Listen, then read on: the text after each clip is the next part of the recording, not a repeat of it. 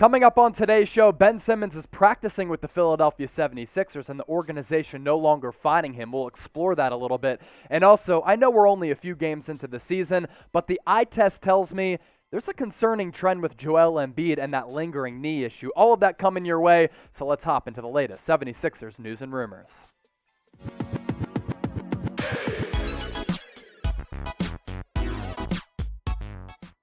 Welcome into Philadelphia 76ers Now by Chat Sports. I'm your host, Chase Senior. Give me a follow. Interact with me on Twitter and Instagram at Chase_Senior. We start off today's show with getting into the latest on Ben Simmons. And if you're fatigued by this talk, it's one of the biggest storylines across the NBA. And there's some new information that is important to get to. So Simmons did address the team on Friday, basically as a whole, telling them, quote, he's not mentally ready to play. That's really important because organizations cannot fine players because of this whole situation with the players union if they are undergoing mental health issues. The Sixers have stopped fining him because of that, and according to Allie LaForce, who is the sideline reporter prior to that loss against the New York Knicks, the Sixers,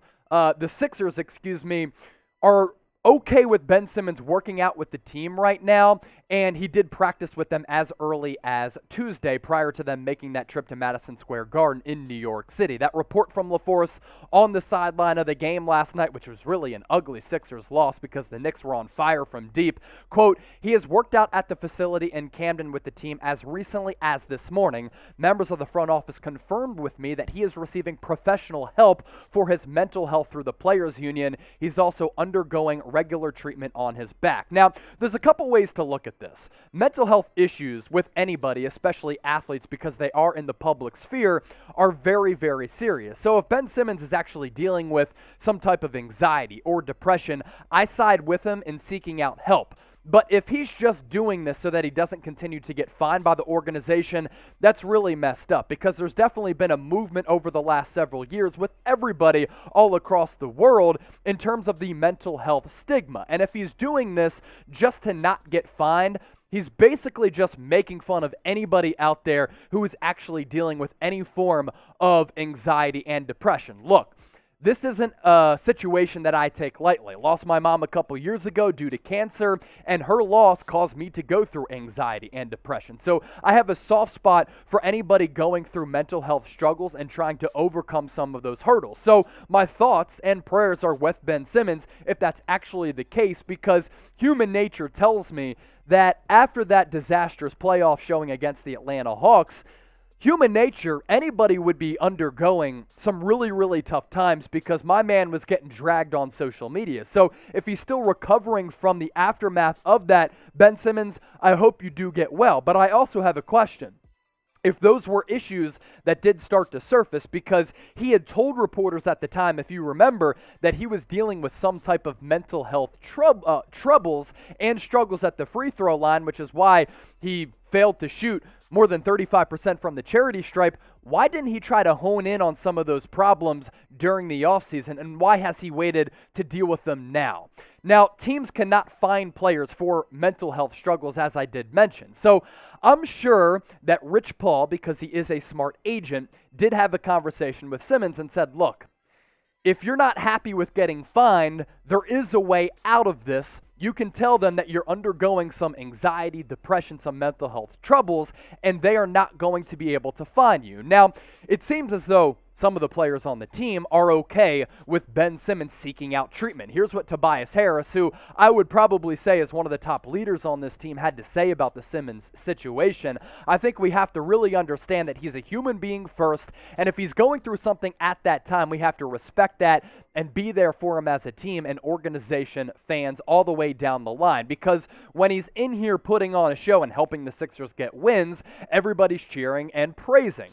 But we live in a, quote, what have you done for me lately type of world, and when that's not the case, it's easy to turn around. I think at this time, he needs more support than neglect. He also went on to say that Ben Simmons is one of our brothers, and when Joel Embiid, prior to the home opener, had addressed the fan base, he had told the fans, support Ben Simmons because also he is our brother. So Daryl Morey has been quoted as saying, things are moving in a more positive direction. There's a development now of Ben Simmons partaking in practice. He did address the team.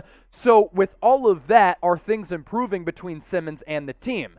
Let me know in the comment section and sound off down below. Type I for improving, type S for no progress, it's still the same. Let me know what you're thinking on this front in the comment section right now. Also be sure to subscribe to the channel because now that the season is here, we're going to continue to churn out more videos. We are the fastest growing Sixers news and rumors channel right here on YouTube. So support the show, and if you like what you're seeing, subscribe to the channel by hitting that red subscribe button down below or go to youtube.com/76erstv.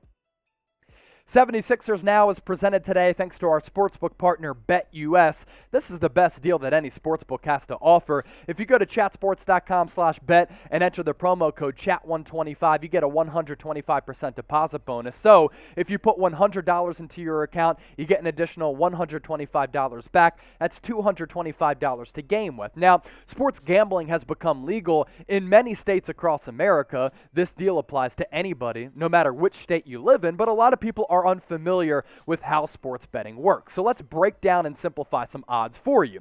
Tyrese Maxey, for example, is at plus 4,000 odds to win Most Improved Player in the NBA this year. What that means is if you put $1 down for him to win that award at those odds and he actually wins it, you risk $1 to win 40.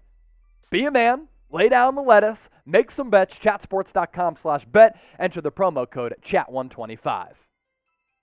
Let's pivot now to some concerns that I'm seeing from Joel Embiid because the trajectory in which he's on right now through the first 4 games of the season, I don't personally like it, and I thought you saw it play out in front of our eyes, in front of a national audience on TNT, and that 112-99 loss to the New York Knicks. I thought the Knicks looked like the better and deeper team, and Joel Embiid was really held in check. He only mustered 14 points on 2 of 7 field goals, really able to get most of his points through the charity stripe. Tobias Harris, George Niang both played really well with 23 points and 13 points respectively. The Sixers defense was really thrashed, especially from beyond the arc as the Knicks were able to go 16 of 37 from the floor. I'm starting to get a little bit concerned with Joel Embiid, though, throughout the first few games of the season. We're 4 games in, and already he's been listed on the injury report, questionable at times with that knee injury, which surfaced last year in that first-round series against the Washington Wizards when it was announced that he was undergoing and dealing with some issues with a partially torn meniscus in his knee.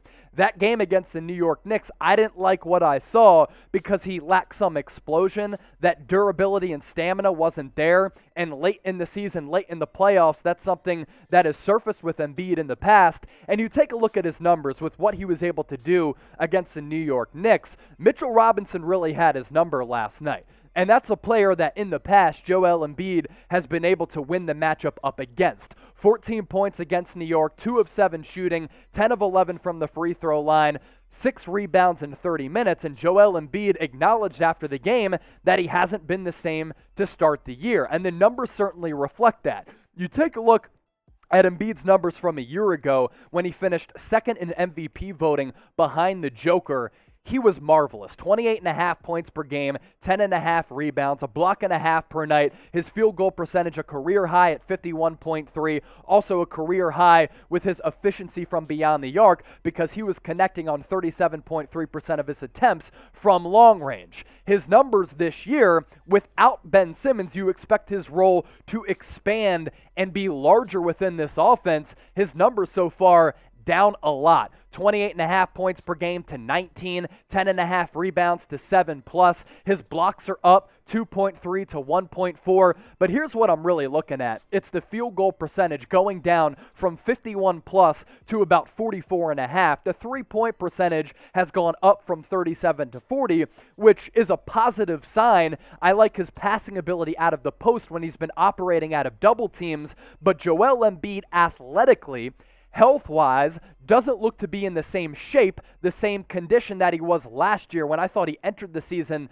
in kind of the best shape that he's gone into a season throughout his NBA career. And the explosion, the athleticism, just the overall health is in a downward trajectory through the first 4 games of the season. That's something that Embiid talked about last night when he was asked about that knee injury. He said, quote, "It's not an excuse, but I don't think I've played like this to start the season or any stretch in my career. So it's not an excuse. I'm going to keep pushing and hope for the best." Here's the issue with that last sentence of, I'm going to keep pushing and hope for the best. We're 4 games into the season, and already Embiid has been listed on the injury report dealing with this knee issue. And he's acknowledging that I don't really feel right, and my play is reflective of that. We're talking about a guy who is an athletic specimen, who really we've never seen a player like him of his athletic makeup before in the history of the NBA, because he can score from all 3 levels. He can play with his back to the basket, knock down elbow and baseline jumpers, but also expand his game out to the 3-point arc. And at 7 feet, 280 pounds, he's able to shake you down and break you down off the dribble. But last year, it was confirmed in that series against the Wizards that he was suffering and being plagued by a partially torn meniscus. He never got that partially torn meniscus repaired on in the offseason, and that has carried on into the season, and we're expecting this guy to be a near MVP candidate and put the team on his back this year, a player who has always been injured in every single season throughout his NBA career and missed the first 2 years of his NBA career because of different respective injuries to his feet. I'm concerned about Joel Embiid moving forward because without him, the Sixers are a bad team, and they could become inept on the offensive end of the floor because they rely upon him to do so much and manufacture so much on that end of the floor. So I'm concerned, but I want to ask you what your level of concern is with Joel Embiid, and scale it for me in the comment section from 1 to 100, 1 being not concerned at all, we're only 4 games in, 100 being overly concerned. I'm about at a 75-80 right now. Let me know what you're feeling in the comment section.